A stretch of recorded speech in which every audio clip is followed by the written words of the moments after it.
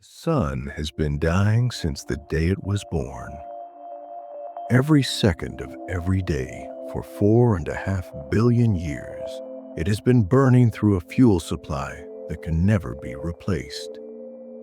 It burned while the first cells learned to divide in warm, shallow water. It burned while the continents drifted into new shapes. It burned through every sunrise anyone has ever watched, and every one they never will. And with each of those seconds, it moved a little closer to the end. We tend to think of the sun as permanent.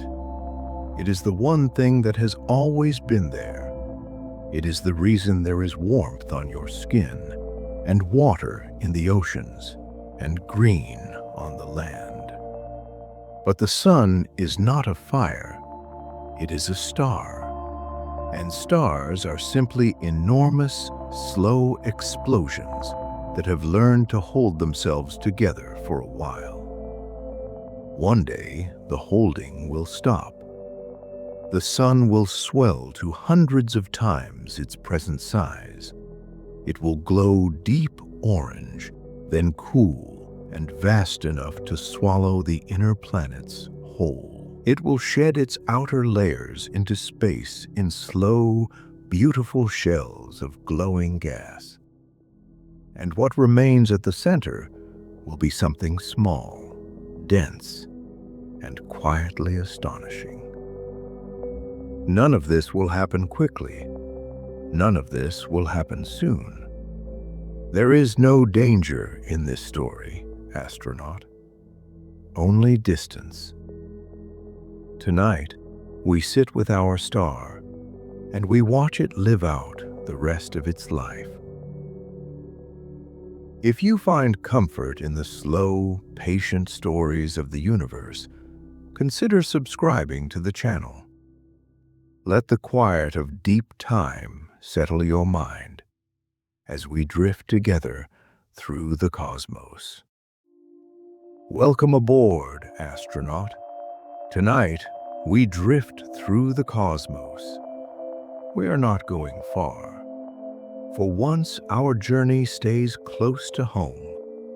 We rise gently away from Earth, the blue curve falling behind us, the atmosphere thinning into a soft, glowing rim, and then nothing but the dark and the light.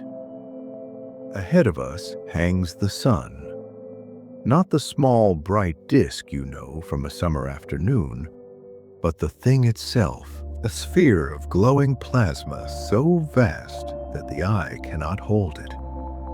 Its surface churns and boils in granules the size of continents.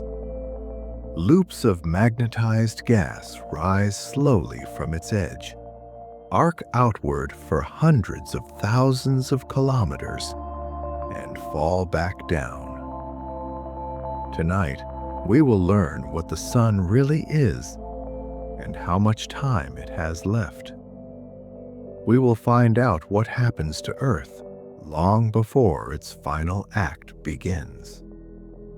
We will watch it swell into a red giant and settle the old argument about whether our planet survives.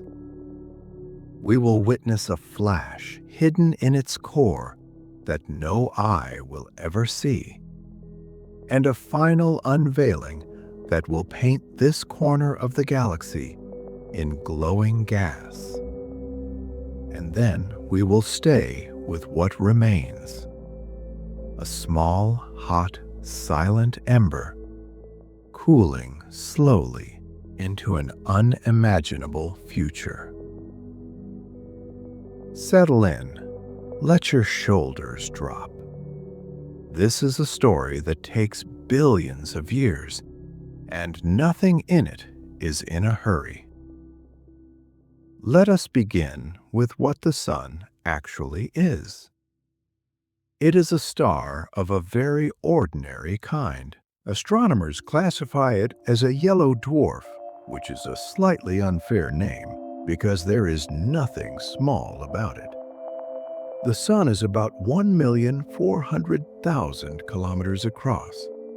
You could line up 109 Earths along its face. You could pour more than 1 million Earths into its volume. It holds roughly 99.8% of all the mass in the solar system.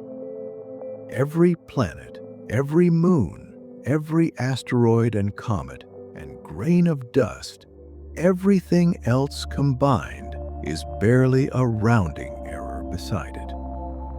When we say the planets orbit the Sun, what we really mean is that the Sun is the solar system, and the rest of us are debris left over from its construction.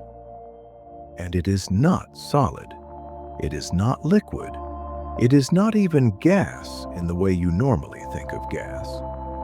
The Sun is plasma, matter so hot that electrons have been stripped away from their atoms, leaving a charged, magnetic, restless fluid.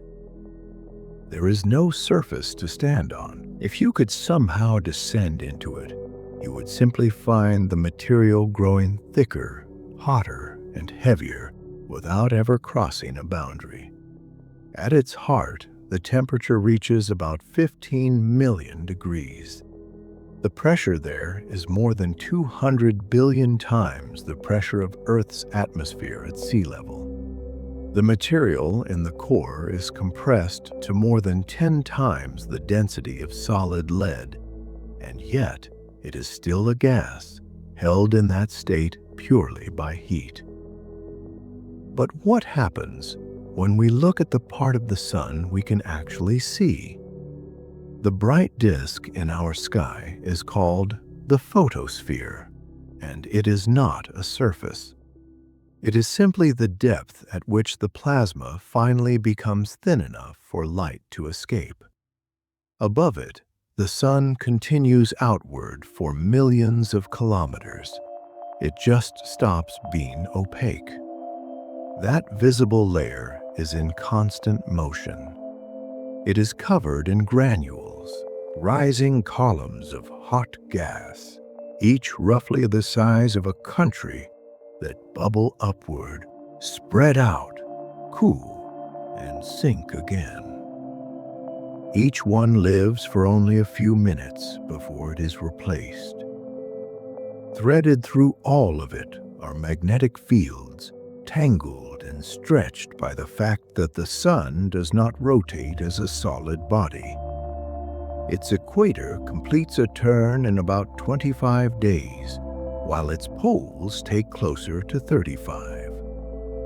That difference winds the magnetic field tighter and tighter until it breaks through the surface as sunspots, regions cooled and darkened by magnetism, some of them wider than Earth. Every 11 years or so, the tangle becomes unbearable. The field reverses its polarity, and the whole cycle begins again. And above the visible surface lies a genuine mystery. The photosphere is about 5,500 degrees, but the corona, the faint outer atmosphere far above it, reaches more than 1,000,000 degrees. Heat should not increase as you move away from a fire. Solar physicists are still working out exactly how the corona is heated, and it remains one of the great open questions about our own star. Now, let's go deeper into the engine at the center. The Sun makes its light by fusion. Deep in the core, hydrogen nuclei are pressed together so violently that they merge and become helium. That process converts a tiny fraction of their mass directly into energy. The numbers are difficult to hold in the mind. Every second, the Sun fuses roughly 600 million tons of hydrogen. Of that, about 4 million tons simply cease to be matter and become pure energy instead. every second. It has been doing this without a single pause since before Earth existed. But here is the part that surprises people. The core of the Sun is not violently energetic per unit of volume. Cubic meter for cubic meter, it produces less heat than a compost heap. What makes the Sun so bright is not intensity, it is size. There is simply an unimaginable amount of it, and the light does not escape easily. A photon born in the core does not fly outward at the speed of light and burst free. It is absorbed almost immediately by the dense plasma around it, then re-emitted in a random direction, then absorbed again, then re-emitted again. Over and over in a stumbling, aimless walk through a wall of matter hundreds of thousands of kilometers thick. That journey takes tens of thousands of years, possibly far longer, which means the sunlight falling on your window this morning was made in the core of the Sun long before anyone had written a word or planted a field or lit a fire in a cave. It has been trying to leave for the whole of human history. But that's not all, because a star is also a balance. Two enormous forces are locked against each other inside the Sun and have been for billions of years. The first is gravity. The Sun's own weight is crushing it inward, constantly, from every direction. If gravity ever acted alone, the entire star would collapse in a matter of minutes. The second is pressure. The heat and radiation generated by fusion in the core push outward with equal force. These two forces are, at this moment, almost perfectly matched. Astronomers call this hydrostatic equilibrium, and it is the most important idea in the life of any star. Gravity pulls in, pressure pushes out. The star holds its shape. And this balance is self-correcting, which is why the Sun is so remarkably steady. If the core cooled slightly, gravity would win a little, squeeze the core tighter, raise the temperature, and speed up fusion until the pressure recovered. If the core overheated, it would expand, cool, and slow down again. The Sun has been quietly regulating itself in this way for billions of years, holding its brightness almost constant. Every star you have ever seen is running the same negotiation, and the entire life story of a star is simply the history of that balance slowly shifting. Because fusion needs fuel, and the fuel is finite. Everything that follows tonight comes from a single, simple fact. Eventually, the core runs out of hydrogen, and pressure loses the argument. And yet, there's more to this story. So let us go back to the beginning. 4.5 billion years ago, there was no sun. There was only a cold, dark cloud of gas and dust drifting between the stars, hundreds of light years across. Mostly hydrogen and helium, laced with heavier elements produced by earlier generations of stars that had already lived and died. Something disturbed it. Perhaps the shock wave of a nearby supernova. Perhaps the slow squeeze of passing through a spiral arm of the galaxy. Whatever the cause, part of that cloud became dense enough for gravity to take hold, and it began to fall inward on itself. As it collapsed, it spun faster. The way a skater pulls in their arms, the cloud flattened into a rotating disk with a thickening knot at the center. That knot grew hotter as it compressed, because falling matter converts its motion into heat. For millions of years, it glowed without ever fusing anything, just a warm, dark, contracting ball. And then the core temperature crossed the threshold. Hydrogen began to fuse. Radiation pressure surged outward, gravity was met and matched, and the collapse stopped. The sun switched on. The newborn star blew fierce winds outward and cleared the surrounding gas. In the leftover disk, dust grains had already begun to stick together into pebbles, then boulders, then worlds. Everything in the solar system, including the material in your own body, is made of what the young sun did not manage to consume. Now, where are we in that story tonight? The sun is a middle-aged star. It has been fusing hydrogen steadily for about 4.5 billion years, and it has roughly 5 billion left before the core runs dry. We are almost exactly halfway through.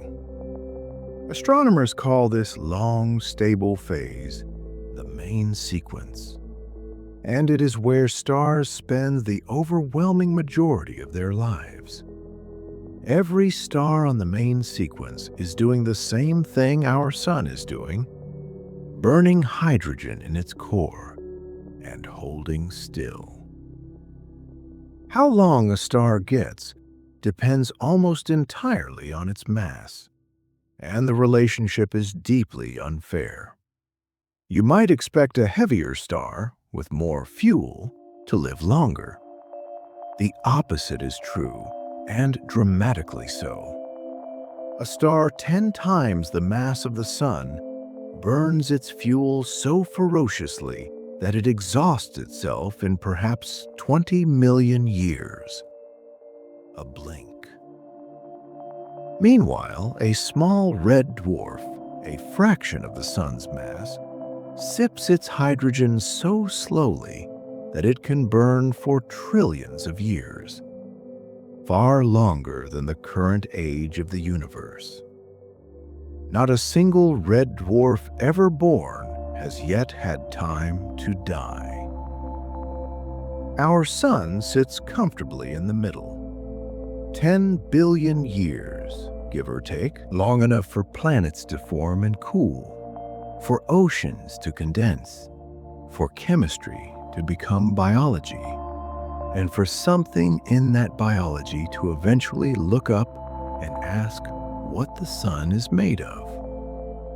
That timing is not a coincidence. We are here to ask the question precisely because our star is the patient kind. And yet, there's more to this story, because a fair question hangs over all of it. How could anyone possibly know what the sun will do billions of years from now? We have never watched a star die. Human civilization has observed the sun for a few thousand years, which is less than a millionth of its life. On that timescale, the sun has not changed at all. The answer is that we do not follow one star through time. We look at many stars at once. Our galaxy contains hundreds of billions of stars of every mass at every stage of life. Some are still collapsing out of their birth clouds. Some are calmly burning hydrogen. Some are swollen red giants. Some are shedding glowing shells. Some are already cooling white dwarfs. We cannot film a single life, but we can photograph an enormous crowd and read the life cycle from the population. Star clusters make this sharper still. Thousands of stars born together from the same cloud, differing only in mass. Look at an old cluster and you see exactly which stars have already left the main sequence and which have not. A stopwatch, written in starlight. And we can look inside our own star directly. Sound waves ripple continuously through the sun's interior, making its surface rise and fall by tiny amounts. By measuring those oscillations, a field called helioseismology, we map the density and rotation of layers we can never see. We also catch neutrinos streaming straight out of the core, arriving in about 8 minutes, carrying an unfiltered report from the very center. The sun's future is not a guess, it is arithmetic, checked against a galaxy full of examples. But what happens when we look more closely at that stability? The sun is steady, but it is not unchanging. It is slowly getting brighter, and it always has been. As hydrogen fuses into helium in the core, the helium accumulates. Helium is heavier and more compact, so the core slowly becomes denser. That denser core contracts slightly, which raises its temperature, which speeds up fusion. Very gradually, the sun's output creeps upward. The rate is about 1% every 100 million years. That sounds like nothing. Across geological time, it is enormous. When the sun was young, it was roughly 30% dimmer than it is today. That fact once puzzled scientists badly. With so little warmth, early Earth should have been frozen solid. Yet the geological record clearly shows liquid water and running rivers billions of years ago. The resolution seems to lie in Earth's early atmosphere, which was far richer in greenhouse gases and trapped much more of that weaker sunlight. So life did not arrive on a stable planet under a stable star. It arrived under a star that has been steadily turning up the heat for its entire existence, on a planet that has spent billions of years quietly compensating. That compensation cannot continue forever. And this, not the red giant phase, is what will actually end life on Earth. The journey continues to the first real ending. In roughly 1 billion years, the sun will be about 10% brighter than it is today. That is enough to break the system that has kept Earth habitable. Earth has a natural thermostat built into its rocks. Carbon dioxide in the air dissolves in rain, weathers exposed rock, and is eventually carried into the ocean and locked into stone. Warmer temperatures speed up that weathering, which pulls more carbon dioxide out of the air, which cools the planet again. It has kept our climate within livable limits for a very long time. But as the sun brightens, that thermostat runs out of room. Weathering strips carbon dioxide down to levels too low for plants to photosynthesize. The great forests thin, then fail. The oxygen they maintain begins to decline, and the oceans become the real problem. Warmer air holds more water vapor, and water vapor is itself a powerful greenhouse gas. More vapor means more warming, which lifts more vapor. The cycle begins to feed on itself. Water rises into the upper atmosphere, where sunlight breaks the molecules apart, and the light hydrogen escapes into space permanently. Molecule by molecule, over hundreds of millions of years, Earth loses its oceans to the sky. There is no drama in it. No single day when everything changes. Just a warm world slowly becoming a hot one, and a hot one slowly becoming dry. Long before our star begins to die, this planet will already be a bright, silent desert, turning under a slightly larger sun. And yet, there's more to this story. So let us move forward to the core itself. About 5 billion years from now, the hydrogen in the sun's core will finally be gone.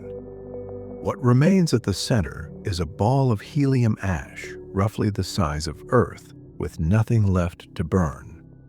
Fusion in the core stops. Pressure fails.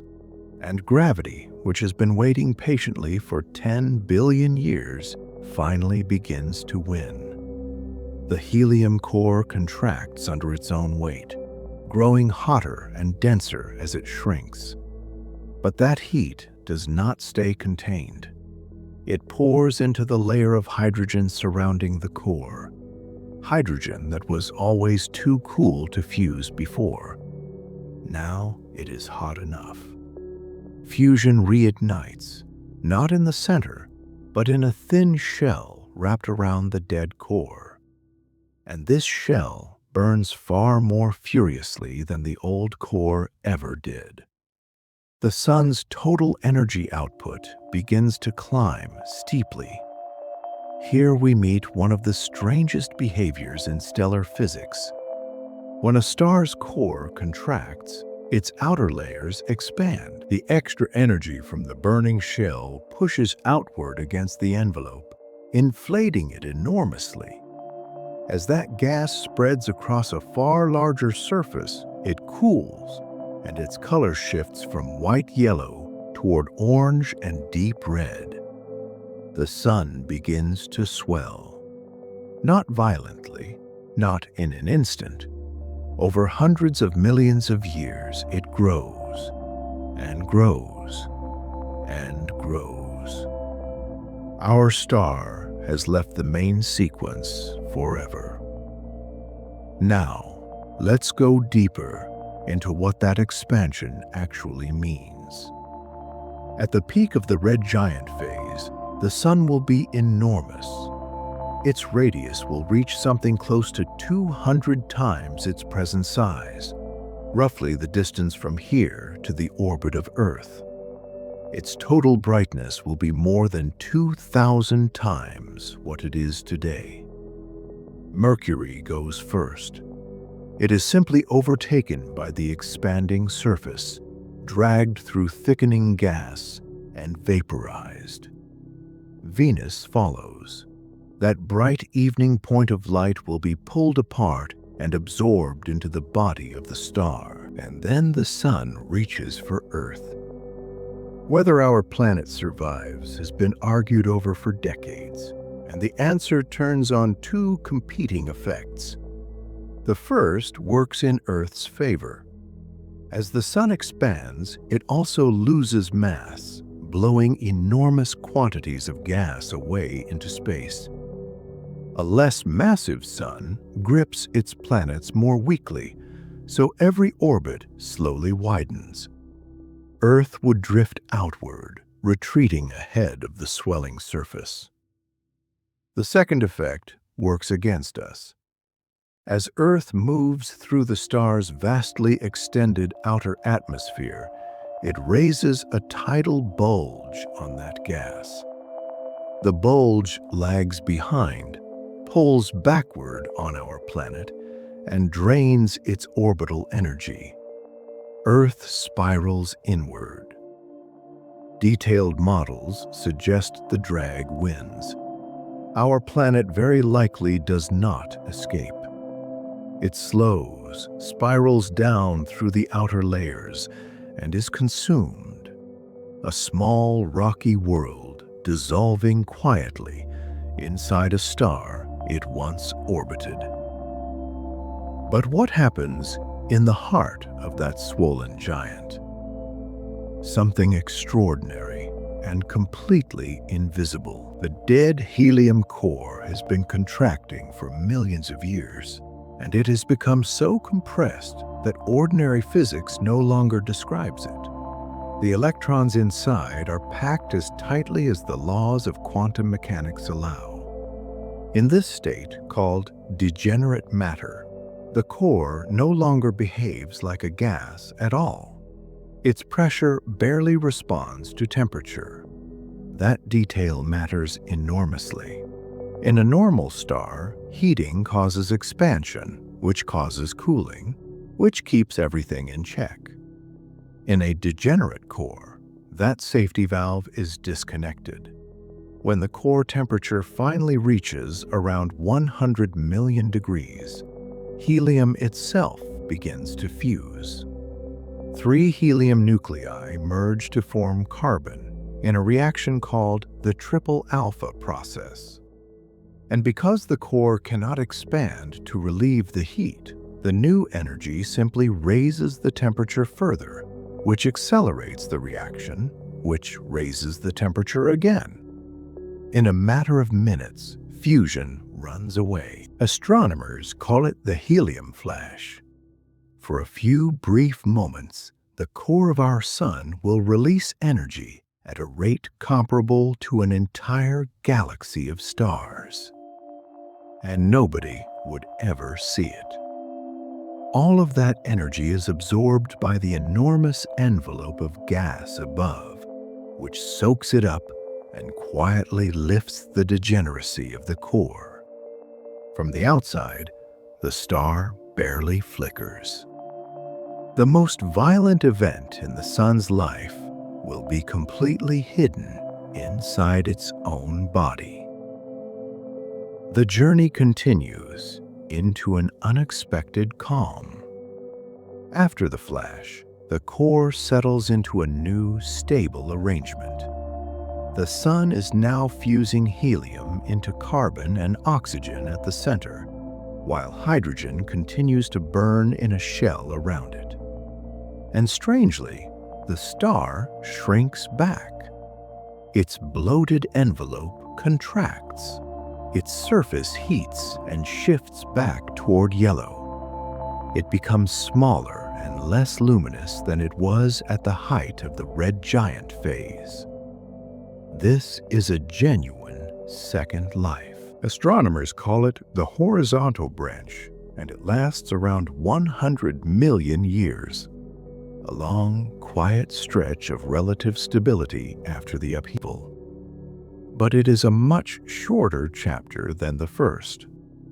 The main sequence lasted 10 billion years. This will last 1% of that. The reason is efficiency.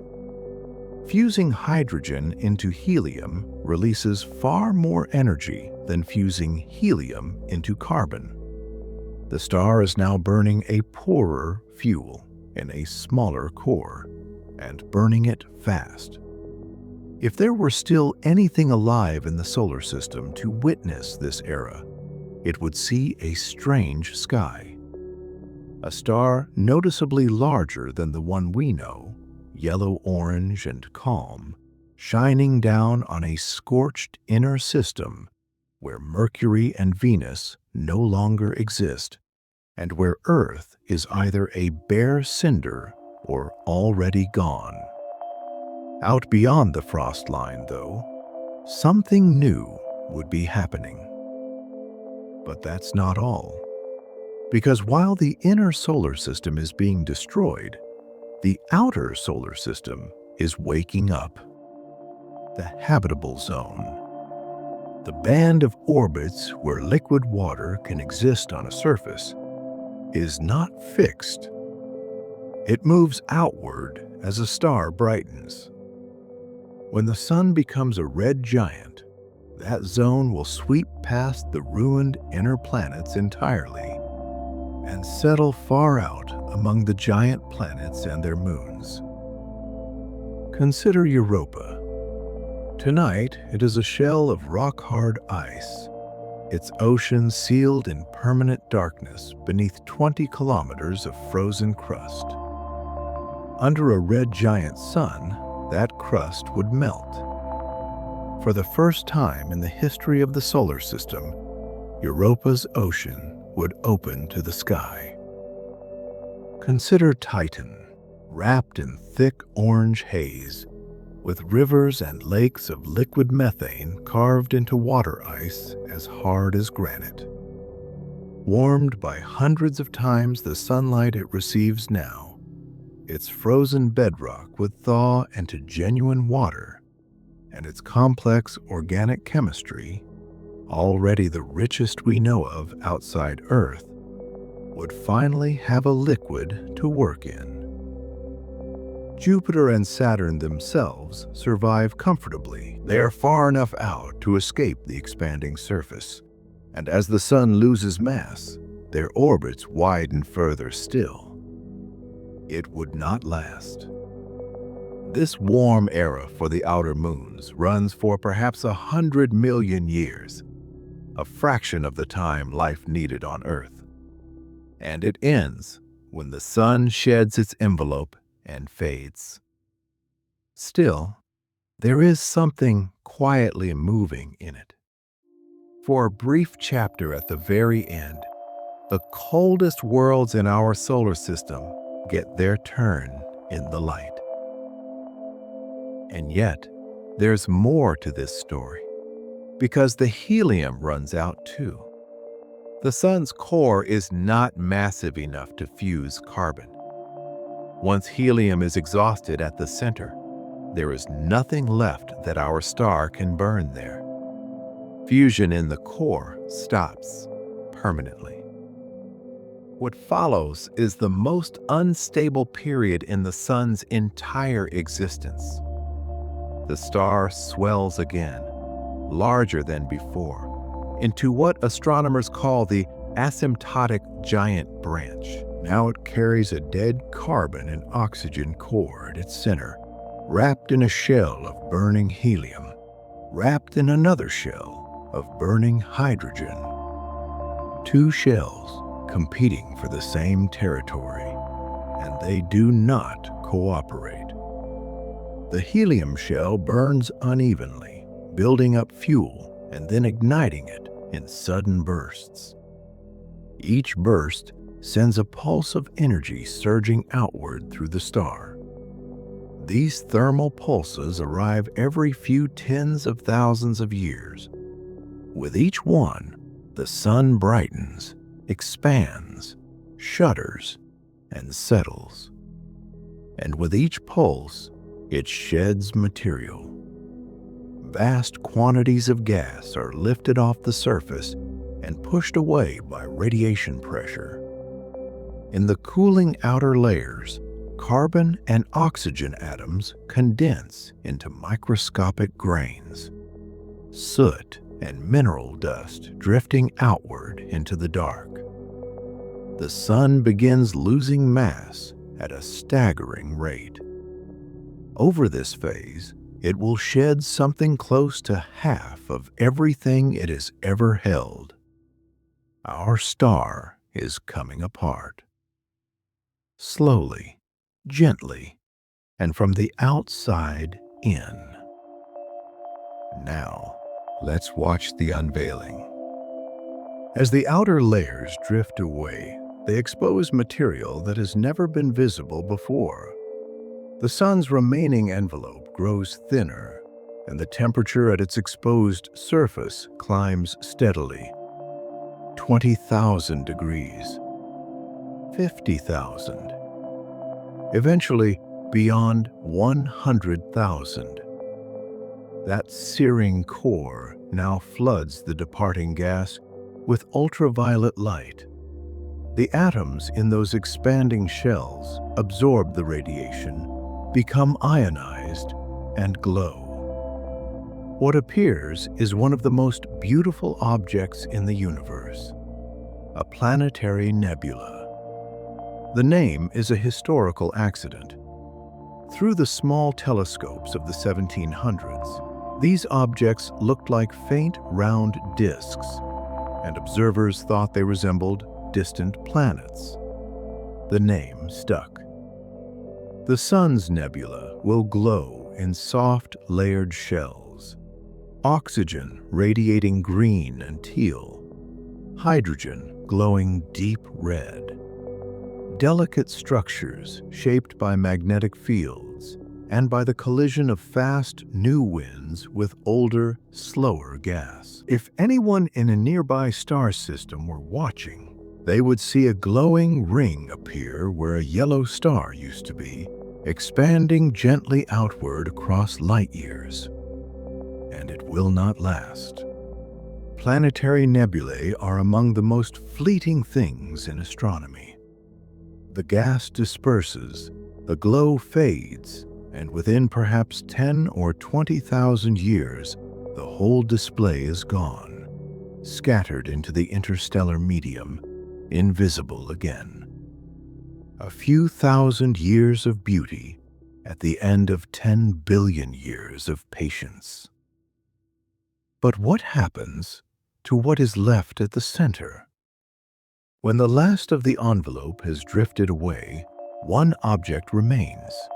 Small, hot, silent, a white dwarf.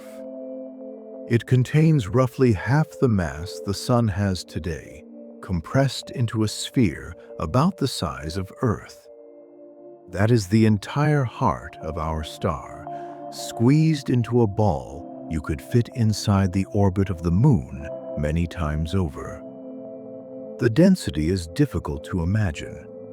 A single teaspoon of white dwarf material would weigh several tons on Earth. Nothing is burning inside it. There is no fusion, no energy generation, no light being made. Everything it radiates is simply leftover heat from the life it used to have, leaking slowly into space. And it does not collapse further, even though gravity is still pulling with tremendous force. It is held up by electron degeneracy pressure, the same quantum effect we met during the helium flash.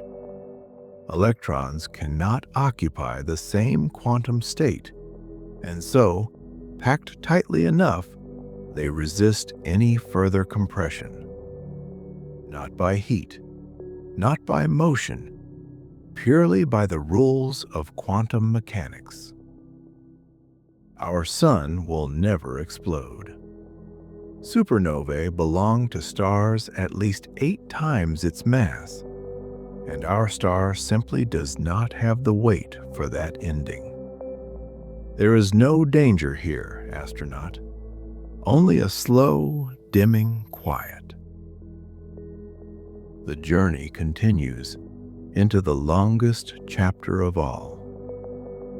The white dwarf that used to be our Sun will begin its existence extremely hot, perhaps 100,000 degrees at the surface, and from that moment forward, it will do only one thing: cool. It radiates its heat into space and receives nothing back. Over millions of years, it fades from blinding white blue to white to yellow to a dull orange ember. Its brightness drops steadily, and there is no process anywhere inside it that can ever reverse the decline. Eventually, its interior crystallizes. As the carbon and oxygen inside cool past a critical point, they arrange themselves into a rigid lattice. Observations from the Gaia spacecraft have confirmed that this is really happening to white dwarfs across our galaxy right now. The remains of our Sun will become, in the most literal sense, a crystal sphere the size of a planet. And then it just keeps cooling.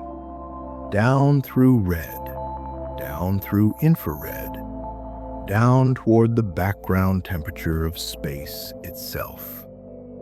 The theoretical endpoint is called a black dwarf, a cold, dark, dead stellar remnant emitting essentially nothing at all. But here's the remarkable part. The universe is not old enough for a single one to exist.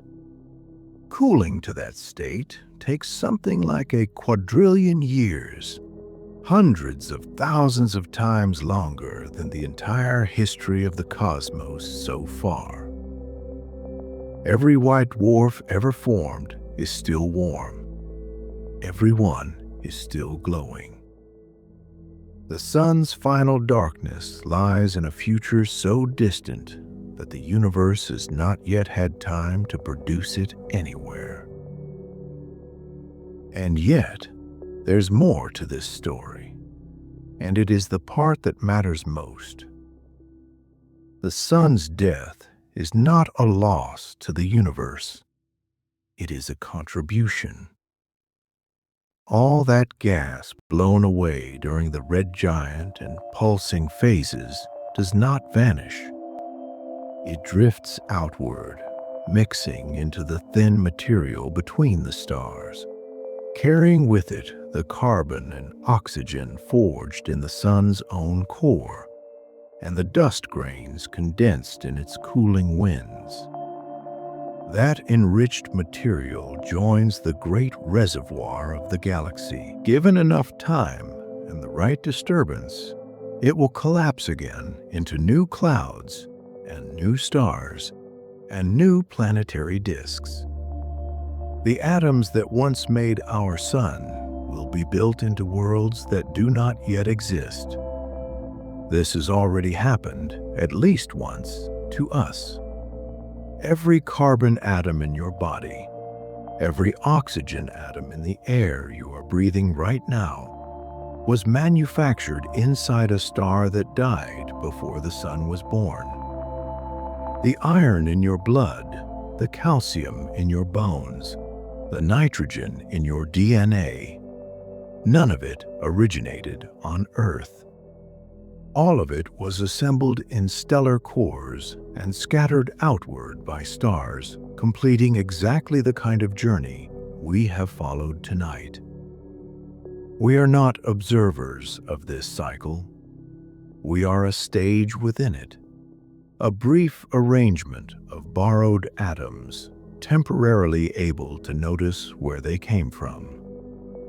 And in 5 billion years, when our sun sheds its layers into the dark, it will simply be passing the material along as it was passed to us. Take a quiet moment to reflect on what this means, astronaut. There is something strangely comforting in a story this long. 5 billion years is not a countdown. It is not a threat hanging over anyone. It is simply the shape of the thing, seen from far enough away.